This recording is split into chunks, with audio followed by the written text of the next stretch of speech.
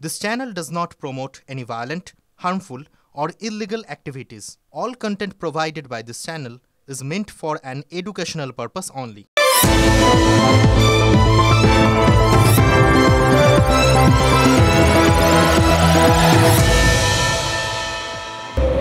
দিল্লির করোনেশন পার্কের কথা তেমন একটা হয় না, কিন্তু দক্ষিণ দিল্লির বুরাড়ির এই পার্কে সাহেব সুবোধের স্ট্যাচু অন্য কথা বলে।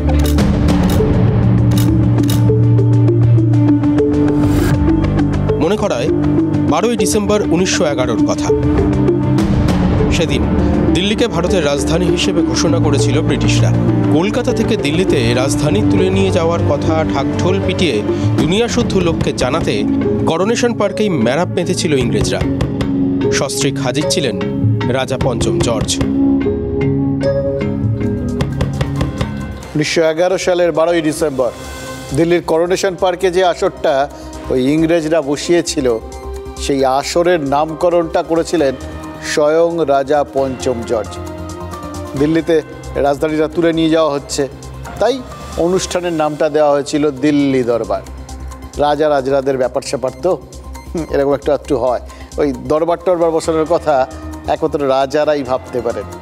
তো যাই হোক, ইংরেজরা আসল কাজটা কি করেছিল?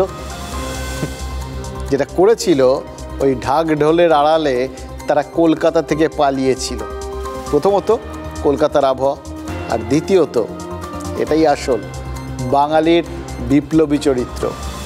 ইংরেজদের এই ব্যাপারটা একদম শ্যুট করছিল না। আবহাওয়ার জন্য দেখুন, যদি শুধু হতো তার ব্যবস্থা তো তারা করে নিয়েছিল। আবহাওয়ার জন্য আগেই সিমলাকে গ্রীষ্মকালীন রাজধানী হিসেবে তারা বেছে নিয়েছিল, কিন্তু তারপরেও দুশ্চিন্তা তো যায়নি। তারপরেও রাজধানী সরাতে হলো। কেন? কারণ ব্রিটিশদের চিন্তার কারণ হয়ে দাঁড়িয়েছিল এই স্বাধীন চেতা বাঙালিরা। ব্রিটিশদের মনে সোজা বাংলায় ভয় ধরিয়ে দিয়েছিলেন বাঙালিরা। বঙ্গভঙ্গ বাতিলের দাবিতে আন্দোলনটা ততদিন একদম চরম জায়গায় চলে গেছে। বোমাবাজি, রাজনৈতিক হত্যাকাণ্ড, ইংরেজদের যখন তখন চ্যালেঞ্জ করে বসা, এটা তখন বাংলায় কিন্তু জলভাত হয়ে গেছে। বিপ্লবীদের হাতে ব্রিটিশরা তখন রেগুলার বেসিসে যাকে বলে শিক্ষা পাচ্ছে। লর্ড হার্ডিঞ্জ বুঝেছিলেন বাঙালি যেভাবে ক্ষেপে উঠেছে, তাতে কলকাতায় বসে বেশি দিন ভারত শাসন সম্ভব না। ওটা করতে গেলে হয়তো এখান থেকেই চাটিবাটি গোটাতে হবে। তাই দিল্লি কলকাতা থেকে নিরাপদ দূরত্ব এবং সেখানকার সমস্ত কিছুই তাদের জন্য খুব লাক্সই হবে আর কি। এই জন্যেই দিল্লিতে রাজধানীটা ফিরিয়ে নিয়ে যাওয়ার সুপারিশ পাঠান তিনি লন্ডনে। হার্ডিঞ্জের প্রস্তাবে অনুমোদন দেন পঞ্চম জর্জ। আর তারপর ওই করোনেশন পার্কের অনুষ্ঠানটা বহু বছর পর, জানেন তো, এই 2021 সালে আর একবার কলকাতায় ওই দিল্লি থেকে রাজধানীটা ফিরিয়ে আনার একটা প্রস্তাব উঠেছিল। ভাবছেন কে করেছিল? আপনারা জানেন কে করেছিলেন।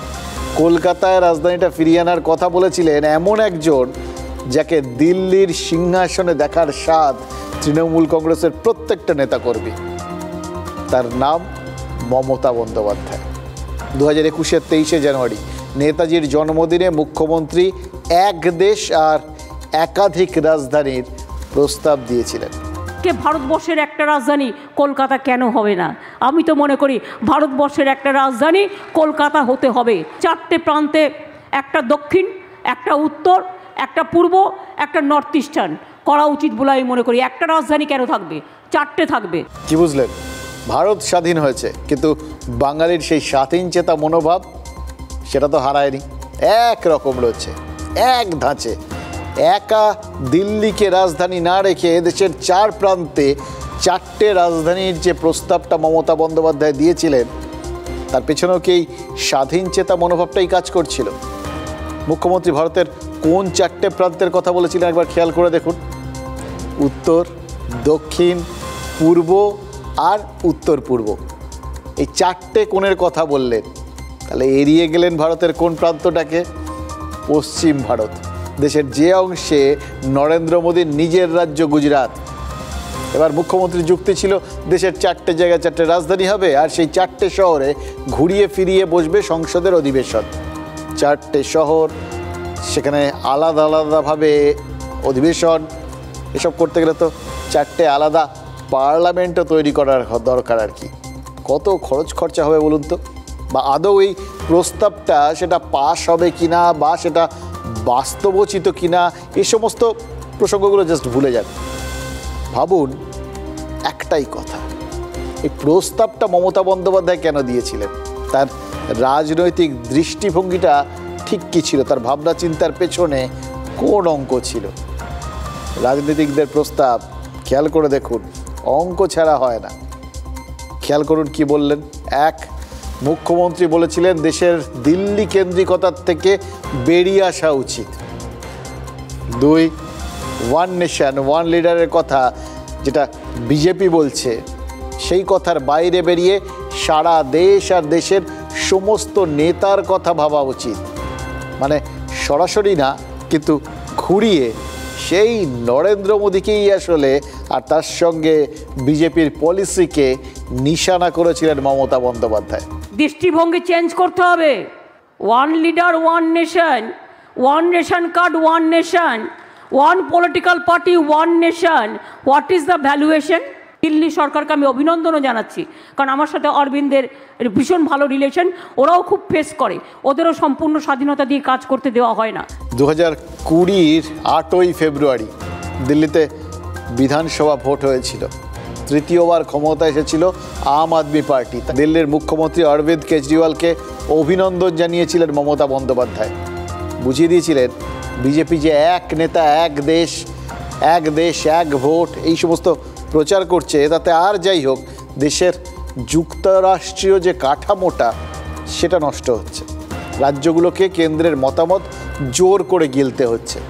আর নরেন্দ্র মোদী সরকারের এই মনোভাবের বিরুদ্ধেই তো দেশে 4টে রাজধানীর প্রস্তাব দিয়েছিলেন মুখ্যমন্ত্রী মমতা বন্দ্যোপাধ্যায়। সে কবে বলেছিলেন ভাবুন তো? এতদিন পর মনে হচ্ছে দিল্লি থেকে কিছু একটা জিনিস কলকাতায় আনতে চাইছে বিজেপি। মুখ্যমন্ত্রীর প্রস্তাবের এতদিন বাদে কি আনতে চাইছে? ভোটের রেজাল্টটা। এই দিল্লির বিধানসভা ভোট, যে ভোটটা 27 বছর পর বিজেপির দখলে দিল্লি এলো আর কি। সুকান্ত মজুমদাররা বলছেন যে আব কি বার নাকি বাংলায় বিজেপির সরকার। দিল্লিতে বসে দেশ চালালেও দিল্লি বিধানসভাটা ছিল তাদের হাতের বাইরে। মানে সব কিছু তাদের দিল্লিতে, কিন্তু থেকেও দিল্লি নেই। এবার সেটাও পেয়ে যাওয়া হলো। নিশ্চিত এবার ওই ডাবল ইঞ্জিনের যাবতীয় বিজ্ঞাপন তারা তো দিতে পারবেন। তার সঙ্গে সঙ্গে আর অনেক কিছু চাইছেন তারা। এবার বিজেপি অধরা মাধুরীটা হাতে পেতে চাইছে, যার নাম পশ্চিমবঙ্গ। চাইতেই পারে, চাইতে কে বাধা দিয়েছে? কিন্তু চাইলেই কি সব কিছু পাওয়া যায় নাকি? 2019-এ 18টা আসন জেতার পরেও তো 2021-এ গিয়ে বিজেপিকে ওই 77টা সিটে থামতে হয়েছিল। 77টা সিট কম নয়, কিন্তু তারা যেটা আশা করেছিল, তাদের যে টার্গেট ছিল তার থেকে তো অনেক কম। 200 আসন ছিল। তার আগেই তো অনেক আগে তাদের থেমে যেতে হয়েছিল। আর তারপর আবার যেগুলো জিতেছিল ওই 77 থেকেও তো একে একে নিভিজে দেউটির মতো এক একজন গিয়ে তৃণমূলে জয়েন করে গেছিলেন। হয় দল বদলে ওখানে চুপচাপ তৃণমূলের শিবিরে বসে গেছিলেন, কিন্তু অফিসিয়ালি বদলাননি, আর নয়তো উপনির্বাচনে নেমে সেই আসনটাকে তারা জিতে নিয়েছিল। মানে বিজেপিকে হারাতে হয়েছিল। ভেবে দেখুন, তৃণমূলের বিরুদ্ধে যে অস্ত্রগুলো ভোটে বিজেপি বরাবর ব্যবহার করে আসছে, যেগুলো তাদের আসল হাতিয়ার, সেই দুর্নীতি, আইন শৃঙ্খলার অবনতি, সংখ্যালঘু তোষণ বা অনুপ্রবেশ, এই অভিযোগগুলো কিন্তু সব কাজে লেগেছে। মানে সবকটা বহাল তবিয়তে রাজ্যে রয়েছে, এবং এই সবকটার ক্ষেত্রে এই অভিযোগগুলো তাদের অ্যাট দ্য বেস্ট। মানে এর থেকে বেশি করে এই অভিযোগগুলো ওঠার কোনো পরিস্থিতি থাকতে পারে না। যত বেশি করে তোলা যায়, যা যা হতে পারে সব হয়ে গেছে এই প্রত্যেকটা ক্ষেত্রে। তারপরে কি হয়েছে? কাজের কাজ তো হয়নি। তাহলে 26-এর আগে বিজেপি হাতে নতুন কি পেয়ে গেল, যা দিয়ে ওই বাংলা দখলের স্বপ্ন সফল হবে বলে তারা মনে করছে? উত্তর একটাই, দিল্লি। 36 ছিল ম্যাজিক ফিগার। দিল্লিতে 48টা আসন জিতেছে বিজেপি। যমুনার তীরে যে ঢেউ উঠেছে, সেই ঢেউ 26-এ হুগলি নদীতে এবার দেখতে চাইছেন সুকান্ত মজুমদাররা। এবার 26-এই না হয় হুগলি নদীকে জিজ্ঞেস করব আমরা, আশা করেছেন তো? আমরাও জিজ্ঞেস করব হুগলি নদীকে, কাদের কুলের ঢেউ গো তুমি, কাদের কুলের ঢেউ।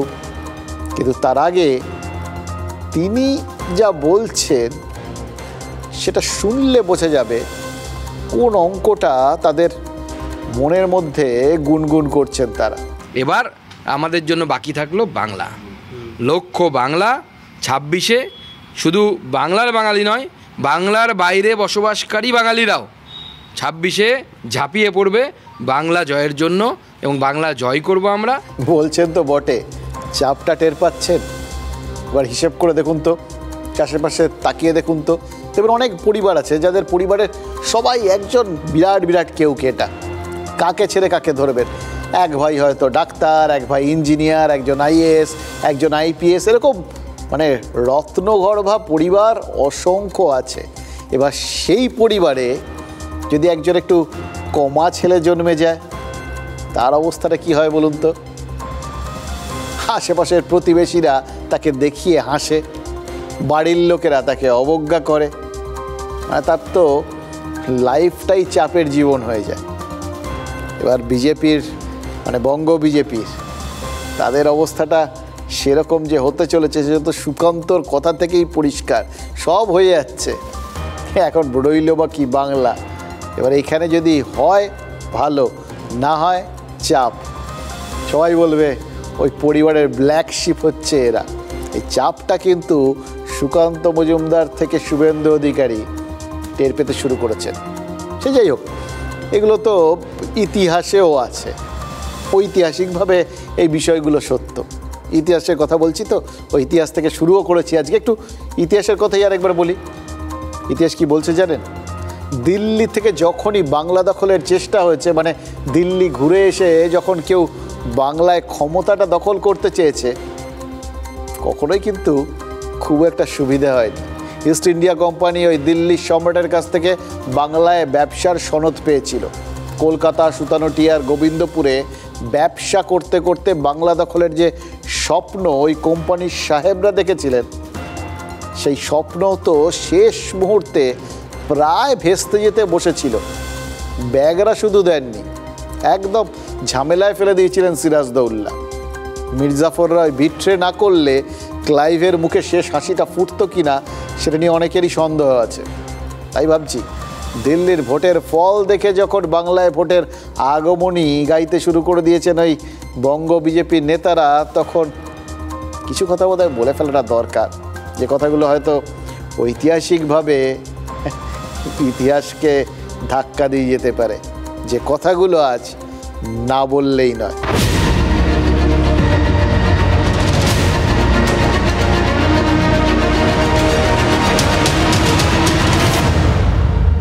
1353 সাল নভেম্বরের প্রবল শীত, তখন শীত পড়তো আর কি।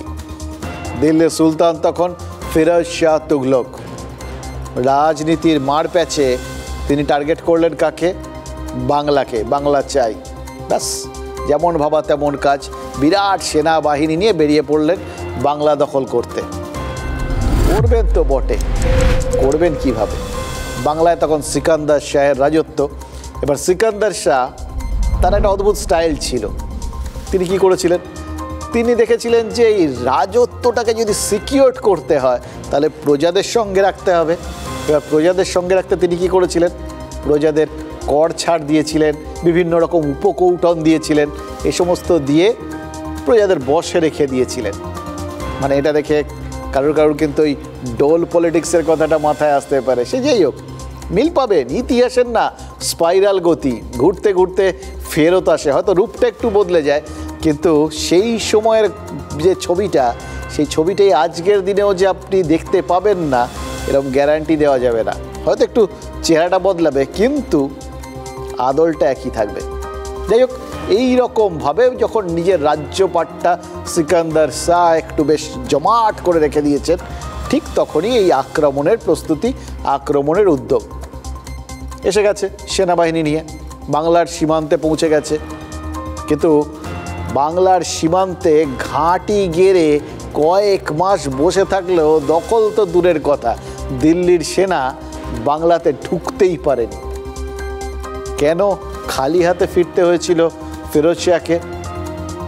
একটা কারণ, ওই সিকান্দারের প্রজারা, যাদের তিনি উপকৌটন, করছাড় মানে জনমুখী বিভিন্ন প্রকল্পের মাধ্যমে আর কি বেঁধে রেখে দিয়েছিলেন নিজেদের একদম, এখন হলে বলতাম ভোট ব্যাংক, তখন কি বলবো তার শক্তি ব্যাংক আর কি, এইভাবে দেখতে পারেন। সেইভাবে তাদের সবাইকে বেঁধে রেখেছিলেন। তারা সবাই কাঁধে কাঁধ মিলিয়ে দিল্লিকে রুখে দিয়েছিল। হ্যাঁ, আরেকটা কারণ ছিল বাংলার ওয়েদার। বাংলার ওয়েদারটা না গোটা ভারতের কেউ কখনো ঠিক করে বুঝে উঠতে পারে না। ওই এর আগে আব কি বার 200 পার মনে করুন, ওয়েদার বুঝলে নিশ্চয়ই এই সংখ্যাগুলো কেউ ভাসিয়ে দিতেন না। সে যাই হোক, বাংলার ওয়েদার দুর্বোধ্য, তার মানে এটা ঐতিহাসিকভাবে সত্য ঘটনা। টানা মাস কয়েক থাকার ফলে দিল্লির সেনারা সবাই অসুস্থ হয়ে পড়েছিলেন, খাপ খাওয়াতে পারেননি। বাংলা আর দিল্লির আবহাওয়ার পার্থক্য রয়েছে, তাই দিল্লির বিধানসভা রেজাল্টের প্রভাবে বাংলায় যে এতটা তীব্র শোরগোল হবে, সবাই যে মনে করবেন যে দুটো একদম একদম পুরো মিলে যাবে, এটা হয়ে গেল, এটা জাস্ট বাকি, এবার এটাও হয়ে যাবে, এতটাভাবে সবাই ঝাঁপিয়ে পড়বেন, বিশ্বাস করুন ভাবা যায়নি। আজ তো মনে হচ্ছে ভোটটা পরের বছর না, ভোটটা বোধহয় পরের সপ্তাহে। আজ বিজেপির জয়ের পরেই বঙ্গের বিজেপি নেতারা বাংলা দখলের ঘোষণাটা প্রায় সেরেই ফেলেছেন, মানে জাস্ট সময়ের অপেক্ষা, আরে কদিন মাত্র, তারপরেই কি হবে মোটামুটি একটা ব্লু প্রিন্ট তৈরি করে একদম পুরো ছবি তুলে একদম আপনাদের সামনে পেশ করে দিয়েছে। আপনারা সবাই ঐক্যবদ্ধ হন। দিল্লি যদি 27 বছর পরে পরিবর্তন করতে পারে, বাংলাকেও পরিবর্তন আপনারা করতে পারবেন। অন্য কোথায় কি হচ্ছে আলাদা ব্যাপার, দিল্লির ব্যাপার দিল্লিতে, তার কোনো প্রভাব এখানে পড়বে না। এখানে মানুষ উন্নয়ন, সম্প্রীতি, ঐক্য যেভাবে বাংলা চলছে, ফলে চতুর্থবারের জন্য মমতা বন্দ্যোপাধ্যায় 250-র বেশি বিধায়ক সংখ্যা নিয়ে রাজ্যে বাংলায় তৃণমূল কংগ্রেস আবার চতুর্থবার সরকার গঠন করবে। দেখুন, একে দুর্বোধ্য ওয়েদার, তাও আবার সেই ওয়েদার চেঞ্জ হচ্ছে, কখন ঠান্ডা কখন গরম কিচ্ছু বোঝা যাচ্ছে না। দেখতে পাচ্ছেন তো, বাড়িতে কম বেশি পাখা চালাতে হচ্ছে দিনের বেলায়, রাতের দিকেও মনে হচ্ছে একটু পাখা না চালালে ঘুমানো যায় না। আবার ভোর রাতের দিকে এমন শীত করতে শুরু করছে, গায়ে চাদর চাপাতে হচ্ছে। ঠান্ডা গরম মিলিয়ে কোথাও ভাইরাল, কোথাও গলা ব্যথা লেগেই আছে সবার। ওয়েদারের ফল, ওয়েদার বুঝতে না পারার ফল। এবার মাঝখান থেকে রাজনীতির ওয়েদারটাও তো হট করে চেঞ্জ হয়ে গেল। বাংলায় পুরো দস্তুর এখন কিন্তু ভোটের ওয়েদার। বঙ্গ বিজেপি উজ্জীবিত, আর তৃণমূলের ভরসা ওই সিকান্দার শাহের ইতিহাস। যতই লোক লস্কর থাকুক না কেন, বাংলার ওয়েদারে খাপ খাওয়ানো যাবে না। আর বাংলার মানুষজনকে এই জনমুখী প্রকল্প, যেটাকে বিরোধীরা ডোল ঠোল বলে, এই সেইগুলো দিয়ে টিয়ে লক্ষ্মীর ভাণ্ডার ঠান্ডার এ সমস্ত দিয়ে একদম জমাট করে রেখে দেওয়া, ভোট ব্যাংক তৈরি, ব্যাস আর কি চাই। তবে আপ আর তৃণমূলের মধ্যেও কিন্তু কয়েকটা মিল রয়েছে, এটা ভেবে বিজেপি উজ্জীবিত হতে পারে। এর মধ্যে সব থেকে বড় মিল হলো সততা আর দুর্নীতি।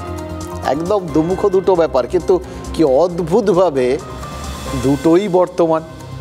মমতা বন্দ্যোপাধ্যায়ের ফ্লেক্সের তলা একসময় বড় বড় করে লেখা থাকতো সততার প্রতীক। মমতা বন্দ্যোপাধ্যায়ের মতো কেজরিরও সেই ইমেজটা ছিল, কিন্তু লিকার কেলেঙ্কারি বা শীষমহলের জেরে আপ দুর্নীতিতে পর্যুদস্ত। বাংলার কাউন্সিলর আর পঞ্চায়েত প্রধানদের ওই ঢাউস বাড়ি, সেগুলো নিয়ে কিন্তু যথেষ্ট পরিমাণ একটা নেতিবাচক ধারণা তৈরি হয়েছিল, প্রচার জোরদার হয়েছিল। সঙ্গে ওই নেতা মন্ত্রীদের জেল যাত্রাও হয়তো তৃণমূলের ইমেজে ধাক্কা দিয়েছে। কিন্তু তফাৎ এখন পর্যন্ত তফাৎ তো একটা জায়গাতেই, এই দলের যাবতীয় ইমেজে ধাক্কা খাওয়াটা সেটা কেজরিওয়ালের ইমেজেও ধাক্কা দিয়েছে। অর্থাৎ আলটিমেটলি কেজরিওয়াল গড়পড়তা একজন নেতা হয়ে দাঁড়িয়েছেন, দল ধাক্কা খেলে যিনি ধাক্কা খান। আর এখানে এখানে সিস্টেমটা জাস্ট উল্টো। এখানে দলের ইমেজ যতই ধাক্কা খাক না কেন, মমতা বন্দ্যোপাধ্যায়ের ইমেজ সেটা কিন্তু এখনও টান টান আছে। সাম্প্রতিককালে তো তারই প্রমাণ পাওয়া গেছে। এবং মমতা বন্দ্যোপাধ্যায়ের ইমেজ যতক্ষণ টান টান আছে, তৃণমূলের ইমেজ যা খুশি হোক না কেন সেটা আলটিমেটলি কলার উঁচু করেই ঘুরে বেড়াবে, সেটাই তো বোঝা যাচ্ছে। দেখুন, আজ নরেন্দ্র মোদী দুর্নীতি নিয়ে আলাদা করে বেশ কিছু কথা বলেছেন, গুরুত্ব দিয়েছেন। বলেছেন রাজনীতিতে দুর্নীতির কোনো জায়গা নেই, এর আগেও বলেছিলেন। সেদিক থেকে দেখতে গেলে তৃণমূল আর আপের একটা কমন লাইন রয়েছে এই ক্ষেত্রে, ইডি সিবিআই এর প্রতিহিংসা আর কেন্দ্রের বঞ্চনা। এবার এই দুয়ের যোগ ফলে যুগলবন্দি বিরোধীরা বলেন, মানে কেন্দ্রের বিরোধীরা, তাদের বক্তব্য এই যুগলবন্দি সব বিরোধীদের রাজ্যে কাজ করে। এই যুগলবন্দিতেই আপ ধাক্কা খেয়েছে। এবার সেই সূত্রে বিজেপি ধরে নিচ্ছে যে এখানে তৃণমূলও ধাক্কা খাবে। তাই আজকের দিনে আপ আর তৃণমূল, দিল্লি আর বাংলা, এই দুটোকে এক সারিতে বসাতে মরিয়া পদ্ম শিবির। কিন্তু অঙ্কের হিসেব, ভোটের হিসেব, বাংলা আর দিল্লি সে দুটো এরকমভাবে এক সারিতে চলে আসবে কিনা, সেটা কিন্তু মাঝখানে একটা জিনিসই থাকবে, ইতিহাস আর রাজনীতি। টুপি আর মাফলার আর চটি পরে যে ইন্ডিয়া এগেইনস্ট করাপশন, কিন্তু এই স্লোগানের পিছনে কোটি কোটি টাকার দুর্নীতি। আজ কেজরিওয়ালকে দিল্লির মানুষ প্রত্যাখ্যান করেছে, আর একই জিনিস 26-এ হতে চলেছে। কারণ কেজরিওয়ালের দিদি, আমাদের মুখ্যমন্ত্রী, ওই সাদা শাড়ি, হাওয়াই চটি আর টালির চালার বাড়ি মানুষ আর নেবে না। উনি সততার প্রতীক নন। বাড়ি বানানোর টাকা চুরি, 100 দিনের কাজ চুরি। পশ্চিমবাংলাতে আমরা কি দেখছি, যে ছোট ছোট বাচ্চা তাদের যে মুখের গ্রাস, মিড ডে মিলের খাবার, সেটাও চুরি। অতএব সব দিক দিয়ে মিলিয়ে আমি মনে করি দিল্লিতে যে চুরি চলছিল, একই চুরি বাংলায় চলছে। এটা পরিষ্কার হয়ে গেল যে বা যারা মোদিজির খানিকটা আশেপাশে থেকে মোদিজি বিরোধী অবস্থানে গামিলিয়ে মিলিয়ে চলছিলেন যাতে আসলে মোদিজির সুবিধে হয়, মোদিজির দল তাদের সবাইকে গিলে খাচ্ছে। দেখুন, সিকান্দার শাহর পলিটিক্স আর এখনকার পলিটিক্স দুটোর মধ্যে যে জায়গাটায় মিল, অর্থাৎ এই ডোল পলিটিক্স কমন ফ্যাক্টর। এখনকার সরকার বিশ্বাস করে যে এই ডোল পলিটিক্সে জনতার উন্নয়ন হচ্ছে। সেই নীতিতেও আপ সরকার, তৃণমূল সরকারের মিল রয়েছে। মমতা যদি পথিকৃত হন, তাহলে কেজরি অনুসারী। বাংলার লক্ষ্মীর ভাণ্ডারের মতো দিল্লিতেও মহিলাদের জন্য 1000 টাকার ভাণ্ডার ছিল, যেটা বাড়িয়ে 2100 টাকার প্রতিশ্রুতি দিয়েছিল আপ। অন্যরাও প্রতিশ্রুতি দিয়েছিল। এবার প্রতিশ্রুতির অঙ্কে অন্যরা হয়তো আপের থেকে বেশি ছিল, 400 টাকা বেশি বিজেপির। সেই 400 টাকাই কি ফ্যাক্টর হয়ে গেল? কোনটা কি ফ্যাক্টর হবে বলাটা খুব কঠিন। কিন্তু এটা বাদ দিল, বাংলার মতো তো আরও অনেক কিছু ছিল। বাংলায় ফ্রিতে চিকিৎসা করা হয়, মমতা বন্দ্যোপাধ্যায় বলেন। দিল্লিতেও তো ওই মহল্লা ক্লিনিক রয়েছে, ওখানেও তো ফ্রিতে জল দেওয়া হচ্ছে, ফ্রিতে বিদ্যুৎ দেওয়া হচ্ছে। বাংলায় ইমাম মুয়াজ্জেম ভাতা রয়েছে, পুরোহিত ভাতা রয়েছে। দিল্লিতে আপ সরকারও তো শিখ আর পুরোহিতদের জন্য টাকার ঘোষণা করেছিল। মানে সফট হিন্দুত্বর ব্যাপারটাও ওখানে একটু প্রাধান্য পেয়েছিল। হঠাৎ করে একটুখানি স্টান্স চেঞ্জ হয়েছিল। এই শেষ বাজারের স্টান্স চেঞ্জটা, সেটা কি তাহলে ফ্যাক্টর হয়ে গেল? এখানে তাহলে তো মেলাতে হবে এখানে কি হচ্ছে। সরকার তাদের দৃষ্টিভঙ্গিটা, কারণ এখানে সংখ্যালঘু ভোট তাদের ফিক্সড ভোট ব্যাংক, তার বাইরে একটু অন্যদিকে কি নজর ফেরানো হচ্ছে, একটু নরম নরম অন্যদিকে। তাহলে ওখানে যেভাবে আপ ধাক্কা খেয়েছে, এখানে কি খাবে? এই অঙ্ক কিন্তু বিজেপি কষছে এখানে। দেখুন, মমতা বন্দ্যোপাধ্যায় বছরে বছরে ফিক্সড ডিপোজিটের সুদ পাচ্ছেন। ফিক্সড ডিপোজিট মানে যা যা দিয়েছেন, সিকান্দার শাহ যা যা দিয়েছেন, এই বিভিন্ন প্রকল্প, মুখশ্রী, তমুকশ্রী থেকে শুরু করে লক্ষ্মীর ভাণ্ডার, সব কিছু। কিন্তু কেজরিওয়াল তিনিও তো দিয়েছিলেন, তারও তো ফিক্সড ডিপোজিটের সুদ পাওয়ার কথা ছিল, এতদিন পেয়েছেন। কিন্তু হঠাৎ সেই অ্যাকাউন্টটা বন্ধ হয়ে গেল কেন? কারণ বিজেপি ডোলের ওপর ডোল চাপিয়ে দিয়েছে। 2500 টাকা দেওয়ার প্রতিশ্রুতি, ওই বললাম 400 টাকার ফ্যাক্টর, মানে ফ্যাক্টরগুলো, কোন ফ্যাক্টরে কেজরিওয়াল ধাক্কা খেলেন, তাতে কোন টাকাটাকে তিনি বড় করে দেবেন, কোনটাকে। 400 টাকা মাত্র, এর জন্য হারলাম। হয়তো কোনো একটা সময় বসে বসে ভাবতে, যখন অ্যানালাইজ করবেন কেন সরতে হলো, তখন এই 400 টাকাটা বিরাট একটা অঙ্ক বলে মনে হতে পারে। আবার এটাও ঘটনা, এটাও তো কোথাও গিয়ে একটা বিপজ্জনক প্রবণতা দেখিয়ে দিচ্ছে। এর আগে যখন 500 টাকা ছিল লক্ষ্মীর ভাণ্ডার, এর আগের বার সেটাকে বাড়িয়ে 1000 টাকা করে দিয়েছে। এবার 1000 টাকা দিলেই সেটা শেষ হয়ে গেল, এরকম ভাবার তো কোনো কারণ নেই। যারা 1000 টাকা নিচ্ছেন, সে 1000 টাকা তো তাদের সংসারে অ্যাডজাস্ট হয়ে গেছে খরচের সাথে, এটা এখন তাদের কাছে স্বাভাবিক বিষয়। আর প্রাপ্তিটা, মানে যেটাকে লোকে ডোল বলে, সেটা তারা এখন অধিকার বলে মনে করছে। এই অধিকার মনে করার খুব গণ্ডগোল আছে। এটা বন্ধ করলে সেটা তো ব্যাকফায়ার করবে, বন্ধ করার কোনো প্রশ্ন নেই, সেটা ছেড়ে দিন। কিন্তু আমরা প্রত্যেক বছর যেরকমই চলে, সবাই ভাবে নেই বছর শেষে যখন ওই অ্যাপ্রেজাল হবে, একটু মাইনেটা বাড়বে, নাহলে সংসারটা ঠিক চালানো যাচ্ছে না। সারা বছর মাইনে পেয়েছেন, কিন্তু তারপরেও মনে হয় এটা খুব কমন সাইকোলজি, এটাই স্বাভাবিক। এবার এই ভোটাররাও যদি এরকম ভাবেন, ওখানেও কি ভোটাররা সেরকমই ভেবেছিলেন? আর বাড়াচ্ছে ঠিক আছে, এখানে এই বাজারেও সেরকম হয়, বাড়াচ্ছে কোম্পানি ঠিক আছে, ইনক্রিমেন্ট দেবে ঠিক আছে, কিন্তু অন্য কোম্পানি একটু বেশি টাকা মাইনে দেবে, আর একটু বেশি বাড়াবে, তাহলে ওখানে চলে যায়। কমন, মানে রাজনীতি সেটা তো মানুষের জীবনের বাইরে না, এই কর্পোরেট নীতির মতো একদম। এবার এই জায়গাতেই একটা মজার জিনিস আছে, পরিষ্কার বোঝা যাচ্ছে যে ডোল দিলেই সরকার দুলবে না, এটা নিয়ে নিশ্চিন্তে বসে থাকা সম্ভব নয়। আপনাদের একটা কনফারেন্সের কথা বলি। একজন বিখ্যাত, তিনি বিদেশের একজন বিরাট বড় বিজনেস ম্যানেজমেন্টের স্পেশালিস্ট, তিনি এসে এখানকার বেশ কিছু মালিকের সঙ্গে একটা কনফারেন্স করেছিলেন, ওয়ার্কশপও বলতে পারেন, মালিকদের ওয়ার্কশপ। তো সেখানে একজন মালিক ঘটনাচক্রে মানে প্রশ্ন করেছিলেন যে কী করে নিজেদের যে ভালো ভালো কর্মীরা আছে তাদের ধরে রাখবো। তা ভদ্রলোকের উত্তরটা আমার এখনও মনে আছে। ঘটনাচক্রে অমালিকদের মধ্যে একজন হয়ে ঢুকে পড়েছিলাম আর কি, ভাগ্যিস ঢুকেছিলাম।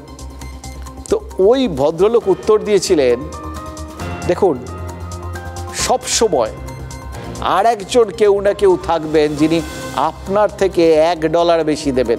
বিদেশি তো উনি ডলারে ব্যাপারটা বলেছিলেন, আপনি যত টাকাই দিন আর একজন কেউ এসে তাকে $1 বেশি দিয়ে যাবে, 1 টাকা বেশি দিয়ে যাবে। ফলে টাকা বাড়িয়ে শুধু ধরে রাখতে পারবেন না নিজের সেরা কর্মীদের, তার জন্য পরিবেশ তৈরি করতে হবে। এবার কোন জায়গাটায় গিয়ে আলটিমেটলি ওই টাকার অঙ্কটা ফ্যাক্টর হয়ে যাবে আর কোন জায়গায় গিয়ে পরিবেশ, সেটা ওই আবহাওয়া অনুযায়ী, জায়গা অনুযায়ী সেগুলো বদলে বদলে যায়। আর এখান থেকেই রেফারেন্স নিয়ে ফেলেছেন শুভেন্দু অধিকারী। ভোটের পর লক্ষ্মীর ভাণ্ডারের থেকে আবাস, প্রত্যেকটা জায়গায় তিনি আপাতত ওই একটা পার্ট, ওই 1 টাকা বেশি দেওয়ার লোক থাকবে, সেই 1 টাকা বেশি দেওয়ার লোকটা তিনি হতে চাইছেন। বলে দিচ্ছেন সব কটা জায়গায় যা যা যেখানে যেখানে টাকা দেওয়া হয়, ডোল দেওয়া হয়, যা টাকা দেওয়া হয়, তিনি জাস্ট একটু বেশি টাকা দেবেন সব কটার ক্ষেত্রে, ঘোষণা করে দিয়েছেন আজ। এবার তৃণমূল কি বসে আছে? না, নেই। তৃণমূলও জেনেছে যে 26-এর ভোটের পর বিরোধী দল নেতার পথটাই থাকবে না। মানে প্রত্যেকেই দেখুন এত কনফিডেন্সের সঙ্গে বলছেন না, যখন যারটা শুনছি মনে হচ্ছে ইনিই ঠিক বলছেন। তার মানে দেখুন সবাই সবার মতো করে সব কিছু ঠিকঠাক করেই ফেলেছেন। তাহলে ভোটটা করার আর কোনো দরকার আছে নাকি? তা করবেন না, 1000 টাকার ভাতা এবারের বাজেটে 500 টাকা বাড়বে, এখন থেকে বলে গেলাম। 1500 হবে, আমরা এলেই 3000 দেব। 1,20,000-তে বাড়ি হয় না, আমরা আসলেই 3 মাসের মধ্যে আরো 1,80,000 টাকা দেব। আর যারা পাননি তালিকা করে রাখুন, 3 লক্ষ টাকার বাড়ি। বাংলায় একটা টেকনিক্যাল পরিবর্তন হবে বিধানসভা নির্বাচনের পর। মুখ্যমন্ত্রী থাকবেন মমতা বন্দ্যোপাধ্যায়, কিন্তু শাসক দল অর্থাৎ তৃণমূল কংগ্রেস এত বেশি সিট পাবে যে বিরোধী দলনেতা স্বীকৃতির জন্য যে আসনটা দরকার সেটা বিজেপি পাবে না। ফলে 26-এর পর বিরোধী দলনেতা পদটা থাকবে। শুভেন্দু অধিকারী নিশ্চয়ই এরপর আবার এই কথাগুলোর জবাব দেবেন। তার মাথায় নিশ্চয়ই ডবল ইঞ্জিনের ব্যাপারটাও রয়েছে। তিনি আজ সেটাও বাংলার ভোটারদের মাথায় ঢুকিয়ে দিতে চেয়েছেন। কেন জানি না, তিনিও ওই ওয়ার্কশপটায় ছিলেন কিনা। হয়তো এবার তিনি ঠিক করেছেন যে 1 টাকা বেশি দেওয়ার কাজটা সেই লোকটা তো হয়ে গেলাম, কিন্তু বাকি জায়গাটা, যে জায়গার কনফিডেন্সে এই তৃণমূল এত কথা বলছে, এমনকি তার পথটাই থাকবে না এরকম একটা কথা বলে দিচ্ছে। অর্থাৎ সেই জায়গাটাতেও তিনি নজর দিয়েছেন, পরিবেশটাও সেই রকম করে দিতে চাইলেন। পরিবেশ বদলে যাবে কি করলে? না, ডবল ইঞ্জিন সরকার হলে। এরকমই একটা ধারণা তিনি ভোটারদের মাথায় ঢুকিয়ে দিতে চাইলেন, কাঁটা দিয়ে কাঁটা তোলা আর কি। আজ বিজেপির আরেকটা প্ল্যানও জানলাম, সেটা ওই একদম পারফেক্টলি কাঁটা দিয়ে কাঁটা তোলা, বাঙালি দিয়ে বাঙালির মনে জায়গা পাওয়া। বুঝলেন না তো? দেখুন, দিল্লির ভোটে চিত্তরঞ্জন পার্ক, টেগোর পার্ক, মহাবীর এনক্লেভ, করলবাগ, জগজিৎনগর, এই সমস্ত জায়গাগুলোয় যেখানে বাঙালি বেশি থাকে সেখানে চুটিয়ে প্রচার করেছেন সুকান্ত মজুমদার, শুভেন্দু অধিকারী, নিশীথ প্রামাণিক, অগ্নিমিত্রা পালরা, মানে বঙ্গ বিজেপি ব্রিগেড। আবার পাল্টা মালব্যনগরে আপের হয়ে তৃণমূল প্রচারে পাঠিয়েছিল মহুয়া মৈত্রকে। এটা সবাই মোটামুটি ধরে নিয়েছেন যে কাকে কী দিয়ে টার্গেট করা যাবে। বাঙালি অধ্যুষিত এলাকায় যেরকম বিজেপি ভালো ফল করেছে, তেমনি মালব্যনগরে আপ হেরেছে। কাজে বিজেপি এটাকে তাদের রেফারেন্স হিসেবে নিয়ে নিতে পারে, মানে যা যা কনফিডেন্স, যা যা ওই হিসেব টিসেব তারা কষছে, তার মধ্যে এটাও হয়তো কাজ করেছে যে এই তো একটা এখানে সেমিফাইনালটা এখানে হয়ে গেল, ওই দিল্লির বাঙালি অধ্যুষিত জায়গায় আমরা প্রচার করেছিলাম, জিতে গেছে। আর যে বাঙালি অধ্যুষিত জায়গায় তৃণমূল প্রচার করিয়েছিল সেখানে হেরে গেছে। মানে বাঙালিদের কাছে এখন আমরা অনেক বেশি অ্যাকসেপ্টেবল পার্টি। এবার দেখুন, যে বাঙালির দিকে তাকিয়ে, মানে যাদের কাছে নিজেদের প্রচারটা বেশি কার্যকরী হয়েছে, এই রেফারেন্স দিয়ে বিজেপি ভাবছে এখানেও বাজিমাত করতে পারবে।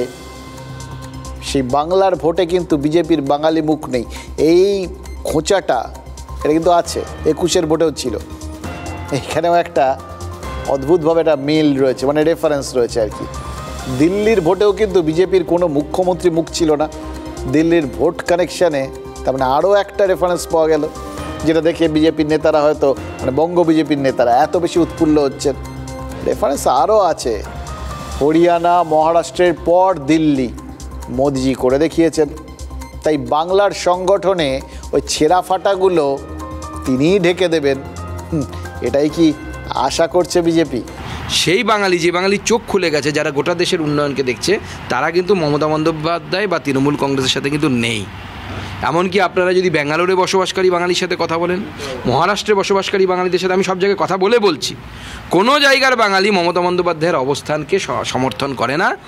বাংলায় এই বার্তা যাওয়ার শুধু অপেক্ষা মাত্র, এবং সেই জন্য আমরা এই প্রবাসী বাঙালি যারা আছে তাদের মাধ্যমে আগামী 26-এর নির্বাচনে আমরা বলবো যে আপনাদের আত্মীয় স্বজন, বন্ধু বান্ধব যারা আছে তারা সবাই বাংলার বাঙালিদেরকে বার্তা দিন যে মমতা বন্দ্যোপাধ্যায়ের আমলে, মমতা বন্দ্যোপাধ্যায়ের নেতৃত্বে বাংলা ক্রমশ পেছোচ্ছে। যতই মুখে আমরা এগিয়ে বাংলা বলি বা বিশ্ব বাংলা বলি, বাংলা আসলে নিঃস্ব বাংলা। দেখুন, পজিটিভ বলতে গিয়ে নেগেটিভটাও কি তুলে ধরলেন না সুকান্ত মজুমদার? স্বীকার করে নিলেন না নাকি যে বাংলার মানুষকে ডাইরেক্টলি তারা বুঝিয়ে খুব একটা সুবিধা করতে পারছেন না, এখন তার জন্য ওই প্রবাসী বাঙালিরাই ভরসা। বিভিন্ন জায়গায়, সে দিল্লি হোক বা ব্যাঙ্গালোর, তারা বললে তবে এখানকার বাঙালিরা শিখবেন বা বুঝবেন। মানে এখানটার সঙ্গে বেশ কিছু যে বিরোধের জায়গা রয়েছে, ফারাক যে রয়েছে, এটাও কিন্তু তারাই নিজেদের আশঙ্কাগুলো মনের মধ্যে লুকিয়ে থাকা, সেগুলো নিজেরাই কিন্তু মাঝে মধ্যে প্রকাশ করে দিচ্ছে। একটা জিনিস মনে হচ্ছে, জানেন তো, এই যে এত কিছু হচ্ছে, হ্যাঁ, এই যে পরপর জয় লোকসভার পর, সত্যি কি গ্রহতারার কোনো ব্যাপার রয়েছে নাকি? জ্যোতিষীরা কি বলেছেন জানেন? মহাকাশে 1857-58 সালে যেরকম গ্রহতারা সেটিং ছিল, এবার নাকি তাই। সে বছরও মহাকুম্ভ হয়েছিল, এবছরও মহাকুম্ভ হয়েছে। সে বছর সিপাহী বিদ্রোহে প্রথমে লখনৌয়ের পতন হয়, তারপর দিল্লির। অওধ বা অযোধ্যার নবাব ওয়াজেদ আলী শাহ তখন কলকাতা নির্বাসিত, তার বেগম হজরত মহল তিনি সিপাহী বিদ্রোহে লড়াই করেছিলেন। আর দিল্লিতে বাহাদুর শাহ জাফরকে ফের ভারতের শাহেনশাহ ঘোষণা করেছিল সিপাহীরা। খেয়াল করে দেখুন, এবারের মহাকুম্ভেও ঠিক সেই ঠিকানাতেই তো যুদ্ধ হচ্ছে। বিজেপি দিল্লি দখল করেছে, মানে সেখানে একটা যুদ্ধ হলো। অযোধ্যাও পুনর্দখল হয়ে গেল। লোকসভা ভোটে ফৈজাবাদে জিতেছিলেন সপার অবধেশ প্রসাদ, তিনি অযোধ্যায় বিধানসভা আসনে ছিলেন। তার শূন্য আসন ওই মিল্কিপুরে অবধেশের ছেলে অজিত প্রসাদকে 60,000-এর বেশি ভোটে হারিয়ে দিয়েছেন বিজেপির চন্দ্রভান পাসওয়ান। মানে ফৈজাবাদের হারের ক্ষত খানিকটা পূরণ করতে পেরেছে বিজেপি। অখিলেশ যাদব অবশ্য উপনির্বাচনের হারকে মানছেন না, তিনি যোগী আদিত্যনাথকে অন্য চ্যালেঞ্জ ছুড়েছেন। 2027-এ লখনৌ জিতে দেখাও, মানে উপনির্বাচনকে তিনি নির্বাচন হিসেবে গণ্য করছেন। এবার কেউ বলতে পারেন এটা তো সেই আঙুর ফল টকের গল্প হয়ে গেল। বাংলার আঙুর কিন্তু মিষ্টি। তৃণমূল উপনির্বাচনেও কিন্তু বিজেপিকে দাঁত ফোটাতে দেয়নি, এমনকি যে মাদারিহাটটা তাদের হাতে ছিল সেটাও নিয়ে 6-6 করে দিয়েছে, মানে বিজেপির হাতে ছিল সেটা নিয়ে নিয়েছে। তার মানে ইন্ডিয়া উইককে যতজন আঞ্চলিক নেতা রয়েছেন তার মধ্যে একমাত্র মমতা বন্দ্যোপাধ্যায়ের দুর্গেরই একটাও পাথর এখনও হেলেনি। সেটা না হয় ইন্ডিয়া উইকের মধ্যে মমতা বন্দ্যোপাধ্যায়ের উচ্চতাটা আর একটু উঁচু করবে, কিন্তু ইন্ডিয়া উইকের ঐক্যটা সেটাও কি উধাও হয়ে গেল না? এইরকম ঠান্ডার মতো রাহুল গান্ধী এবার কি করেছেন, চুটিয়ে কেজরিওয়ালের বিরুদ্ধে প্রচার করেছেন। মানে কেজরিওয়ালের ওয়ালে হাতুড়ি মেরেছেন রাহুল, আর বাড়িটা দখল করে নিয়েছে বিজেপি। কাশ্মীর থেকে ওমর আবদুল্লা তো সেই জন্যই হতাশ হয়ে টুইট করেছেন, আরও লড়াই করো নিজেদের মধ্যে, এই হবে। স্বাভাবিক, কারণ কাশ্মীরেও তো সেটাই হয়েছে, জোট করে লড়েছিলেন, জিতেছে ওমর আবদুল্লার দল, কিন্তু ওমর আবদুল্লার সরকারে কংগ্রেস যোগ দেয়নি। এবার এর ফলে যেটা হচ্ছে, শুধু যে বিজেপির আঙুরটা মিষ্টি হচ্ছে তাই নয়, তাতে একদম মনে হচ্ছে এই ইন্ডিয়া উইকের লোকজনই, আরও নির্দিষ্ট করে বললে কংগ্রেসই একদম সিরিঞ্জে করে চিনির সিরাপ ঢুকিয়ে দিচ্ছে। যেদিন থেকে ইন্ডিয়া ব্লক তৈরি হয়েছে সেদিন থেকেই তার প্রাসঙ্গিকতা নিয়ে নানান রকমের তর্ক বিতর্ক উঠছে, এবং সেটা চলবে, এটা ভালো। একটা টুইট কি কখনো একটা এরকম যা লোকসভা নির্বাচনের আগে যে সব দল বিজেপি বিরোধী শক্তি একটা হলো, সেখানে তোমরা মনে করো কে কাকে চা খাওয়ালো, কে কী শাড়ি পরলো, কে কী টুইট করলো, তার উপর ঠিক হয়। দেশের রাজনীতি তার ভিত্তিতে ঠিক হয় না। রাজনৈতিক প্রয়োজনে দেশের সবসময় এটা প্রমাণিত। সেই জনতা পার্টির সময় থেকে আমরা দেখেছি, যখন যখন দেশ বিপদগ্রস্ত হয়েছে, দেশের নেতারা ভুল করলেও, রাজনৈতিক দলগুলো ভুল করলেও দেশের মানুষ এককাট্টায় সিদ্ধান্ত নিয়েছে। মমতা বন্দ্যোপাধ্যায় যেভাবে বিজেপি বিরোধী ফেস, মমতা বন্দ্যোপাধ্যায়ের মডেলে বাংলার বুকে যেভাবে কংগ্রেস সিপিএমের বিশ্বাসঘাতকতা সত্ত্বেও বিজেপি দালালি করার পরেও তারা যেভাবে মানুষ মমতা বন্দ্যোপাধ্যায়কেই সমর্থন করেছেন এবং তৃণমূল বিজেপিকে হারিয়ে দিয়েছে, সেটা বিধানসভা নির্বাচনেও হারিয়েছে এবং লোকসভাতেও বিজেপির সিট কমিয়ে দিয়ে তৃণমূলের সিট বেড়ে গেছে। ফলে এর ওপর দাঁড়িয়ে সারা ভারত দেখতে পাচ্ছে যে বিজেপির বিরোধিতায় মমতা বন্দ্যোপাধ্যায়ের মুখ এবং মমতা বন্দ্যোপাধ্যায়ের মডেল, বাংলার মডেল কার্যকরী ভূমিকা নিচ্ছে। বাকিটা সবাই দেখতে পাচ্ছে। ইন্ডিয়া জোট এমন একটা জোট যাদের আইডিওলজি কোনো মিল নেই, কোনো নীতির মিল নেই, কোনো আদর্শের মিল নেই, কোনো কমন মিনিমাম প্রোগ্রাম নেই। একটাই কমন মিনিমাম প্রোগ্রাম, মোদিকে প্রধানমন্ত্রী থেকে হটাতে হবে। নেগেটিভ ফিলোসফি দিয়ে বা নেগেটিভ থট দিয়ে এত বড় রাষ্ট্রে আপনি রাজত্ব করতে পারেন না, সম্ভব না, এটা ইম্পসিবল। সেটার জন্য জনগণ বারবার প্রত্যাখ্যান করছে। আপনি ভাবুন না, এটা সম্ভব করুন না। বাল ঠাকরের দল আর মমতা ব্যানার্জি একসাথে, তো এটা জোট নয়, এটা একটা ঘোট। আর ঘোট যখন পাকে তখন নৌকা ডুবি হয়। দেখুন, সুকান্ত মজুমদার সদ্য দিল্লিতে নতুন বাড়ি পেয়েছেন, জানেন তো, মন্ত্রী তো উপমন্ত্রী, কিন্তু বাড়িটা পেয়ে গেছেন। গৃহপ্রবেশের পরেই আবার দিল্লি জয় সেলিব্রেশন, তাই বোধহয় আনন্দে খেয়াল করেননি তিনি ইন্ডি জোট বলার বদলে ইন্ডিয়া জোট বলে বসেছেন। তবে এখন আর ওই মানে কোথাও গিয়ে ওই মনের মধ্যে ভাবটা নেই যে ওই ইন্ডিয়া জোট বললে ইন্ডিয়ার মানুষ এদের একটা বাড়তি গুরুত্ব দিয়ে দেবে বা মানুষ একাত্মবোধ করবে। এখন তারা অনেক বেশি কনফিডেন্ট, ধরে নিয়েছেন এই জোটটা আর খুব একটা দুশ্চিন্তার বিষয় নয়। সে ইন্ডিয়া হোক বা ইন্ডি, একই ব্যাপার। লোকসভায় আসন কমেছে হয়তো, কিন্তু হরিয়ানা আর মহারাষ্ট্র দুটো রাজ্যেই তো আসন বাড়িয়ে জিতে ফিরেছে বিজেপি। উত্তরপ্রদেশের উপনির্বাচনেও আসন বেড়েছে। এবার এই আসনগুলো বাড়া মানে কি? মানে রাজ্যসভায় এবার বিজেপির আসন সংখ্যা আরও বাড়তে চলেছে। আর যদি রাজ্যসভায় বিজেপির আসন সংখ্যা আরও বেড়ে যায় তাহলে কি হবে? ওয়াক অফ বিল, এক দেশ এক নির্বাচন, অভিন্ন দেওয়ানি বিধি, মানে যে কঠিন কঠিন কাজগুলো করবে বলে ঠিক করে বসে আছে মোদী সরকার, সেই কাজগুলো কিন্তু মসৃণভাবে হয়ে যাবে।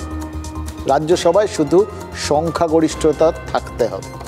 এই দিল্লি জেতার থেকেও ওই রাজ্যসভায় আসন বাড়াটা বিজেপির কাছে অনেক স্বস্তির।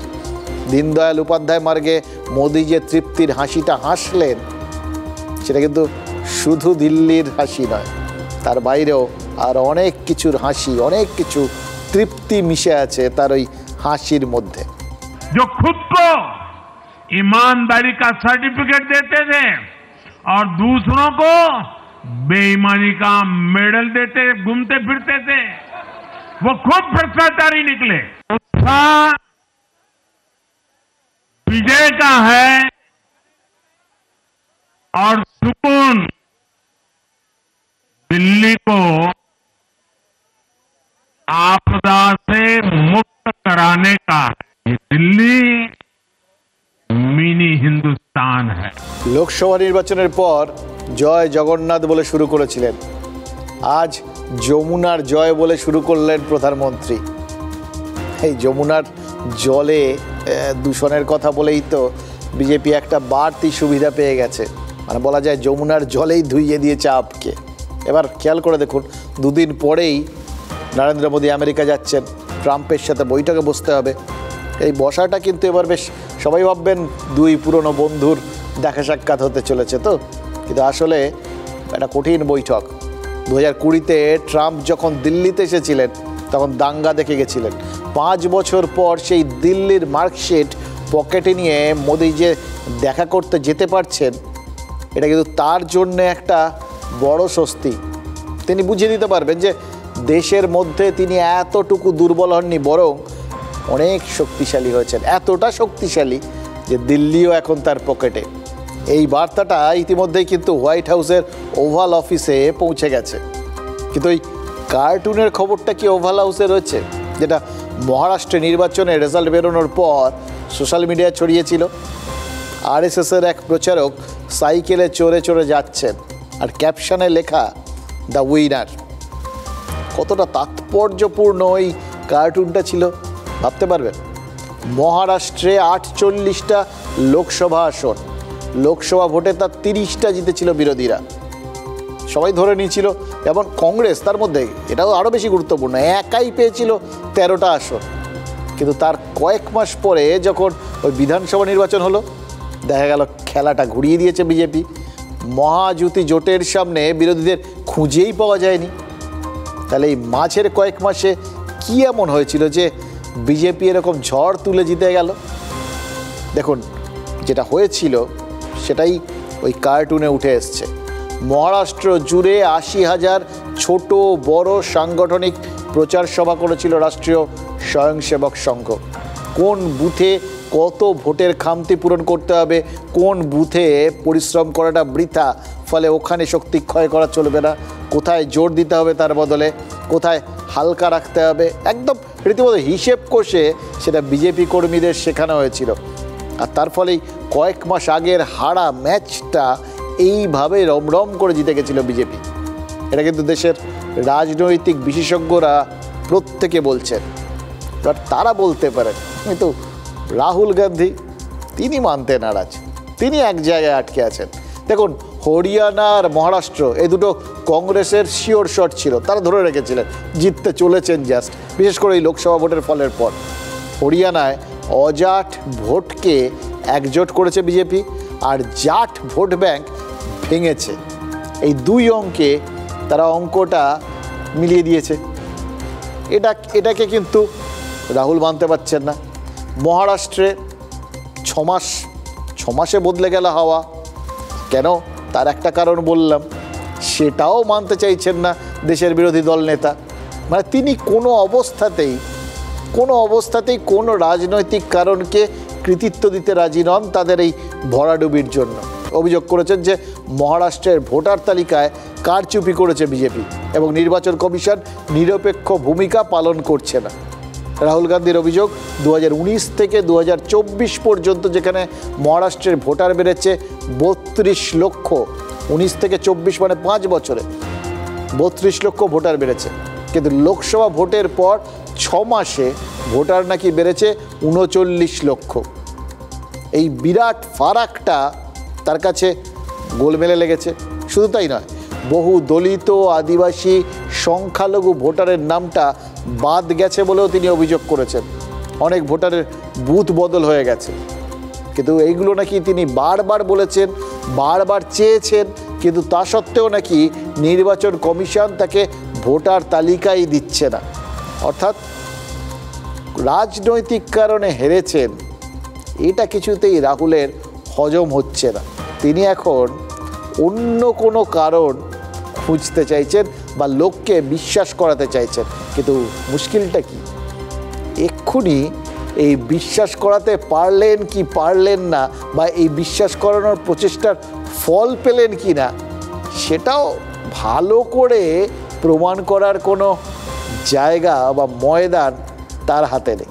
And we have been saying to the Election Commission that we are finding anomalies. We need the voter list, names, addresses of the voters of Maharashtra. We need, yes, with photographs. We need the voter list of the Lok Sabha election. We need the voter list of the Vidhan Sabha election. Because we want to understand there are many voters that have been deleted. मैंने बार बार ये कहा है कि जब तक वो आत्मचिंतन नहीं करेंगे और केवल अपने मन को झूठी बातें बोलकर अपने मन को बहलाने का प्रयास करेंगे तब तक उनकी पार्टी का रिवाइवल नहीं हो सकता। দেখুন, রাহুল গান্ধী সাংবিধানিক প্রতিষ্ঠান জাতীয় নির্বাচন কমিশনকে আক্রমণ করেছেন। এবার এটা নিয়ে রাজনৈতিক বিশ্লেষকদের বক্তব্য হচ্ছে এটা একটা আত্মঘাতী প্রবণতা।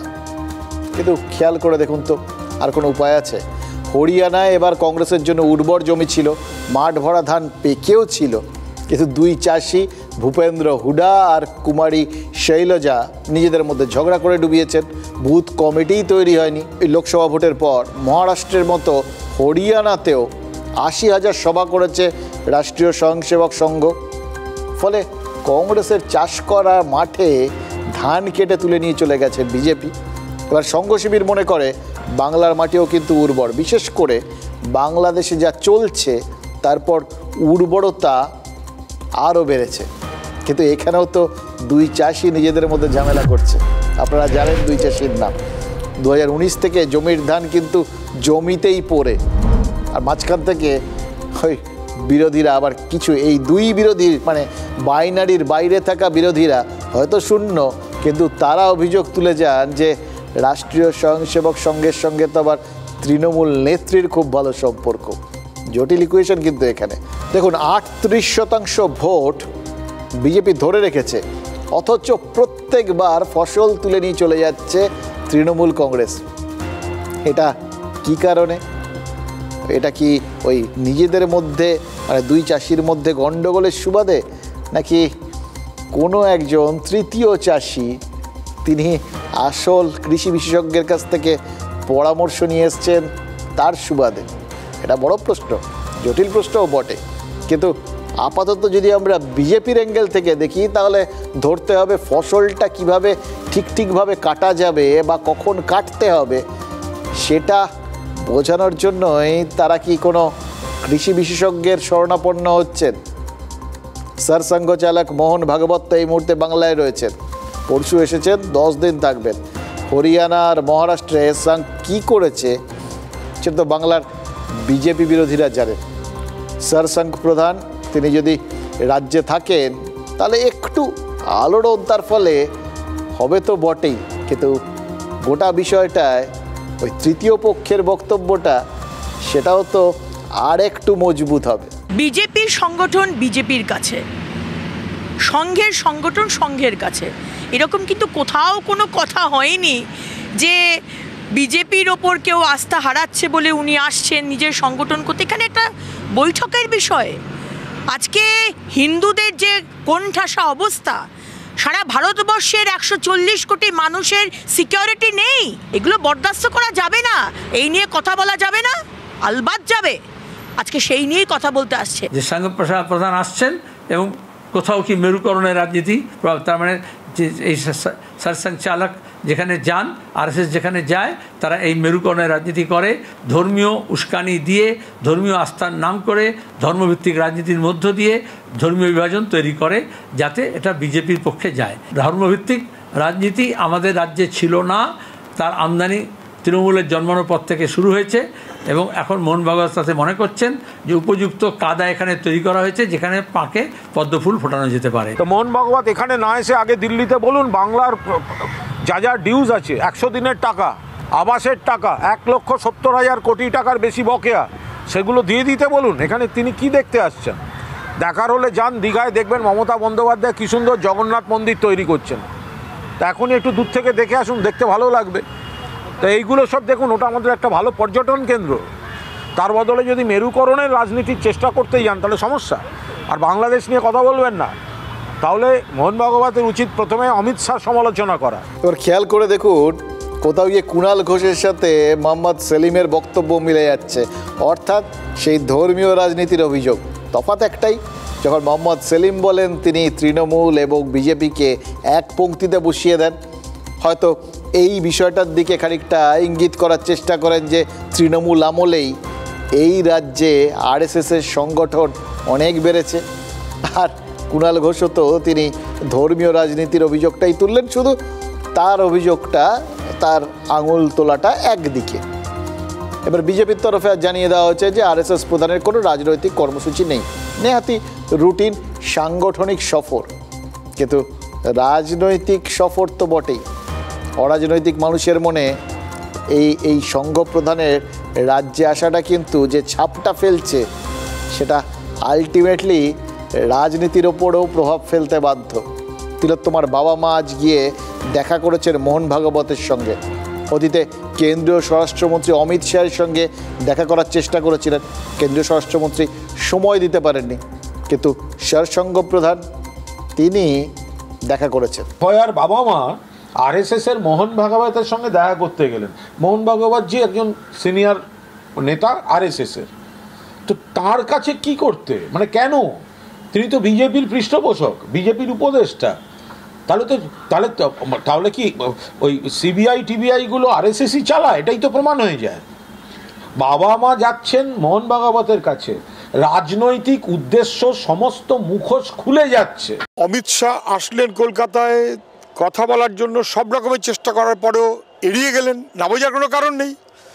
এখন মোহন ভাগবতের কাছে উনি বলছেন যেখানে ইচ্ছা উনি যেতে পারেন, বিচার চাইতেই হবে, বিচার পেতেই হবে, নিশ্চয়ই বিচার পেতে হবে। এবং তার বিচার পাওয়ার ক্ষেত্রে বড় বাধা যে দিল্লি এবং দিল্লির সরকার, এটা মোহন ভাগবতকে নিশ্চয়ই বোঝাবার মতন কারণ এবং সুযোগ ওনার আছে। নির্যাতিতার বাবা মা তারা রাজনৈতিক প্রতিপক্ষের কাছে বিচার চাইতে গেছেন, তাই তারাও রাজনৈতিক শত্রু হয়ে গেছেন। কামদুনিতে যেরকম গ্রাম শুদ্ধ লোক তারা মাওবাদী হয়ে গেছিল, এরপর নিউ টাউনের যে পরিবার, কার কথা বলছি বুঝতে পারছেন তো, নিউ টাউনের যে কিশোরীকে গণধর্ষণ করা হয়েছে বলে অভিযোগ উঠেছে, সেটা ময়নাতদন্তের রিপোর্টেও তো দেখা গেছে, ধর্ষণের প্রমাণ পাওয়া গেছে। ফলে তারা যদি বিচার চান, তাহলে নিউ টাউনের ওই কিশোরীর পরিবারের কপালে যে কোন অপবাদ নাচছে সেটাই এখন ভাবছি। দেহ উদ্ধার হয়েছে পরশু, এখন পর্যন্ত কাউকে গ্রেফতার করতে পারেনি পুলিশ। এর মধ্যেই ওই বারুইপুরের বৃন্দাবনখালিতে এক ক্লাস 9-এর ছাত্রীকে বাড়ির সামনে থেকে তুলে একটা নির্মীয়মান বাড়িতে তুলে নিয়ে যাওয়া হয়েছিল। ভাগ্য ভালো, ছাত্রীর মা মেয়ের খোঁজ করতে বেরিয়েছিলেন, তাই নাবালিকাকে গণধর্ষিতা হতে হয়নি। কিন্তু এই যে চারপাশে যে জিনিসগুলো ঘটছে, আইনের ভয়টা কি একবারেই চলে গেছে নাকি? সেটা ভাবাই তো স্বাভাবিক। নিউ টাউনে পুলিশ অপরাধী ধরতে পারছে না, এটা দেখলে বারুইপুরের ওই 2 অভিযুক্ত তারা তো মনে ভরসা পাবে। দেখুন বিধানসভায় আইন পাশ হয়েছে, এবার যত কড়া আইন তত অধিক প্রচার চলেছে যে বাংলা মেয়েদের জন্য নিরাপদতম। এই রোজকার ছবিটা কি সেই জোর গলায় বলা কথাগুলোকে সমর্থন করছে, নাকি বাস্তবটা কোথাও গিয়ে আতঙ্কিত করছে?